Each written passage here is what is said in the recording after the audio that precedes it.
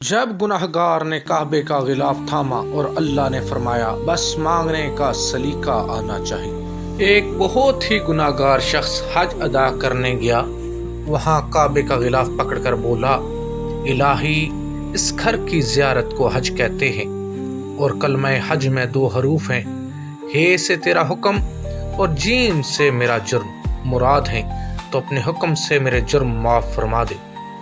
آواز آئی، اے میرے بندے تو نے کتنی عمدہ مناجات کی، پھر کہو۔ وہ دوبارہ نئے انداز سے یوں بولا، اے میرے بخشنہار، اے غفار، تیری مغفرت کا دریا گناہگاروں کی مغفرت و بخشش کے لیے پرجوش ہے اور تیری رحمت کا خزانہ ہر سوالی کے لیے کھلا ہے۔ الہی اس گھر کی زیارت کو حج کہتے ہیں اور حج 2 حروف پر مشتمل ہے، ہے اور جیم، ہے سے میری حاجت اور جیم سے تیرا جود و کرم ہے، تو اپنے جود و کرم سے اس مسکین کی حاجت پوری فرما دے۔ آواز آئی، اے میرے بندے تو نے کیا خوب حمد کی، پھر کہو۔ اور پھر عرض کرنے لگا، اے خالق کائنات، تیری ذات ہر عیب و نقص اور کمزوری سے پاک ہے، تو نے اپنی عافیت کا پردہ مسلمانوں پر ڈال رکھا ہے۔ میرے رب، اس گھر کی زیارت کو حج کہتے ہیں، حج کے 2 حروف ہیں، ہے اور جیم۔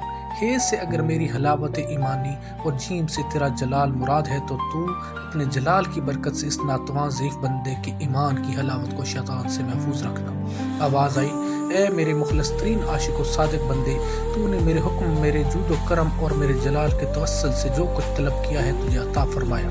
ہمارا تو کام ہی مانگنے والوں کا دامن بھر دینا ہے، مگر بات تو یہ ہے کوئی مانگے تو صحیح، کسی کو مانگنے کا سلیقہ تو آتا ہو۔ اے اللہ، ہم جیسے گناہگاروں کو بھی مانگنے کا سلیقہ اور توفیق عطا فرما۔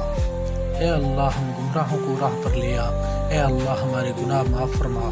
اے اللہ، ہماری خطاؤں کو درگزر فرما۔ اے اللہ، ہمیں رسول اللہ صلی اللہ علیہ وسلم رحمۃ للعالمین کی اطاعت کرنے کی توفیق عطا فرما۔ اے اللہ، ہمیں ایسی زندگی گزارنے کی توفیق عطا کر جس زندگی سے تو راضی ہو جا، برحمتک یا ارحم الراحمین۔